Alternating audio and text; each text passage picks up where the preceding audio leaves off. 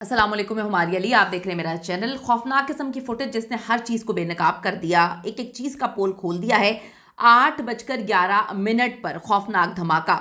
दूसरी तरफ 13 सीटों पर नून लीग को किस तरह से जितवाया गया, किस तरह से सारी की सारी कहानी पलट दी गई, किस तरह से ये बावर करवा दिया गया कि अब पाकिस्तान में इलेक्शंस की औकात कोई नहीं रही, वही होगा जो हम चाहेंगे।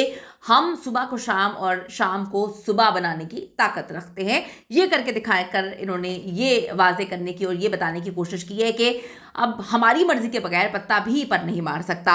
एक अहम तरीन शख्सियत जिसके फारिग होने का अलमिया अल्टीमेटम भी दे दिया गया है और जल्द ही वो फारिग हो जाएंगे, जल्द ही वो निकाल दिए जाएंगे, जल्द ही वो गायब कर दिए जाएंगे, यानी कि अपनी सीट से ही गायब कर दी जाएगी। आज की वीडियो में इस पर बात करते हैं। रिक्वेस्ट है चैनल को सब्सक्राइब करें, वीडियो को आखिर तक जरूर मुलाहिजा करेगा। सबसे पहले हम बात कर लेते हैं सूबे का कैपिटल, जहाँ पे ये दरिंदे दंदराते फिर रहे हैं। ये दरिंदे अफगानिस्तान से पाकिस्तान में आते हैं और फिर पाकिस्तान आके ये जो बेशर्मी करते हैं, जगह जगह पाकिस्तान का माहौल ख़राब कर रहे हैं, धमाके कर रहे हैं और खौफनाक फ़िज़ा पैदा करने की कोशिश कर रहे हैं और तबाही मचा रहे हैं। ये नाकामियाँ हैं, डेफिनेटली बहुत सारी नाकामियाँ हैं जिनको हमें भुगतना पड़ेगा। आज 24 नवंबर सुबह तकरीबन 8:11 पर पेशावर के सदर कैंट में वाक़े एफसी हेडक्वार्टर के मरकजी गेट पर एक शख्स जो है वो शॉल ओढ़ के आता है और पुरसुकून अंदाज में अंदर जा रहा है। बिल्कुल नॉर्मल है, किसी चीज़ से आपको ये महसूस नहीं होगा कि ये जो है इस तरह की हरकत करेगा। अचानक से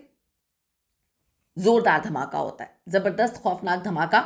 धुआं, मलबा, चीखें और सीसीटीवी फुटेजेस में साफ देखा जा सकता है कि गेट पर बैठा गार्ड जो है वो उड़कर दूर जा गिरता है। फौरी ही 2 मुसल्लह दहशतगर्द अंदर दाखिल होने की कोशिश करते हैं, लेकिन यहाँ पर एफसी के जवानों ने कमाल बहादुरी दिखाते हुए दोनों हमलावारों को जो है वो मौके पर ही गोली मारकर हलाक कर दिए। शहीद होने वालों में 3 बहादुर जो है एफसी एहलकार शामिल हैं जो अपनी ड्यूटी पर डटकर खड़े रहे। 10 से ज़्यादा एहलकार ज़ख्मी हैं, कुछ की हालत तशवीशनाक भी बताई जाती है, लेकिन अल्हम्दुलिल्लाह इनकी वजह से बड़ा नुकसान होने से बच गया। 3 शहादतें हो गई इन दरिंदों की वजह से। अब तक किसी तंजीम ने सरकारी तौर पर तो इसको जो है कबूल नहीं किया, लेकिन पुलिस और इंटेलिजेंस ज़राए का कहना है कि ये तहरीक तालिबान पाकिस्तान का काम है। हाल ही में टीटीपी ने खैबर पख्तूनख्वा में हमलों की लहर चला रखी है।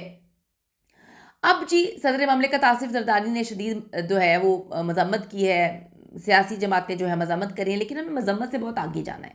यहाँ पर जो है किस तरह से हमारी फोर्सेस डट के खड़ी हुई हैं और ये दरिंदे किस तरह से दरिंदगी का वार कर रहे हैं। हमारे जवान रोज़ अपनी जान से हार रहे हैं और आप देखें कि डट के मुकाबला भी कर रहे हैं। तो अब जो है हम अपनी डेफिनेटली हमारे फोर्सेस पे हमें फ़ख्र है। ये जिस तरह से दरिंदे आ रहे हैं, जहाँ पर 3 लोग शहीद हो रहे हैं, वहाँ पर सैकड़ों लोग भी मर सकते हैं, लेकिन ये लोग अपनी जानें देकर किस तरह से जो है वो हम सबको बचाने की कोशिश कर रहे हैं। अब हम बात कर लेते हैं कल के इलेक्शन के हवाले से। कल का इलेक्शन हमें बता दिया गया है, बहुत क्लियर हो चुका है, एक एक चीज़ बता दी गई है कि अब इलेक्शन इसी तरह होंगे, यानी कि इलेक्शंस धांधली ज़दा ही होंगे, इंतखाब ऐसे ही होंगे। अब हम माने या ना माने, आप वोट डालें ना डालें, आपके वोट्स की कोई औकात नहीं है, आपकी कोई औकात नहीं है, आपकी कोई अहमियत नहीं है। कल रात को वाज़े तौर पर पीटीआई जो है इसके जीतने के बावजूद पीटीआई को हरा दिया जाता है। ख़ासतौर पर अगर हम बात करें हरीपुर के हवाले से, फॉर्म 45 के मुताबिक पीटीआई 25,000 से जो है वो लीड कर रही थी, जीत रही थी। फिर फाइनल ये हुआ कि 35,000 वोट से पीटीआई को हरा दिया गया। किस तरह से धांधली हुई, कैसे धांधली हुई, जो लोग वहाँ पर मौजूद थे, यानी शाहिदीन वहाँ पर मौजूद थे, वो देख रहे थे क्या क्या मामला तो उन्हें सबको सब कुछ पता है। लेकिन कल ये बावर करवा दिया गया कि इलेक्शन इसी तरह होंगे, आपकी कोई औकात नहीं है। आपने इलेक्शन में वोट डालना है, ठीक है, तब भी वोट हमारा है। आपने हमारे हक में डालना है तो वेल एंड गुड, आपने हमारे खिलाफ डालना है तो तब भी आपका वोट हमारा ही है। आपका वोट हमारा ही होगा और हम जिसको चाहेंगे उसको जितवाएंगे। अब जी हर तरफ धांधली हुई।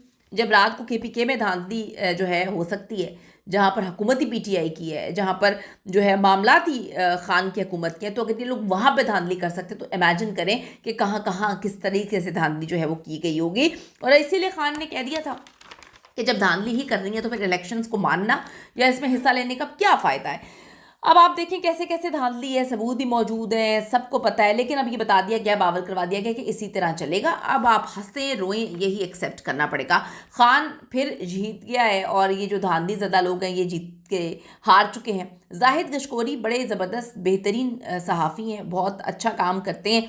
उन्होंने जी ये बोला है कि इलेक्शन के बाद नून लीग को अब पाकिस्तान पीपल्स पार्टी की जो है ज़रूरत नहीं रही। अब नून लीग की जो पोजीशन है काफ़ी मुस्तहकम हो चुकी है, काफ़ी मजबूत हो चुकी है उनकी गवर्नमेंट, उनकी पोजीशन भी काफ़ी मजबूत हो चुकी है और उनके मुताबिक सदर भी अब घर जा सकते हैं।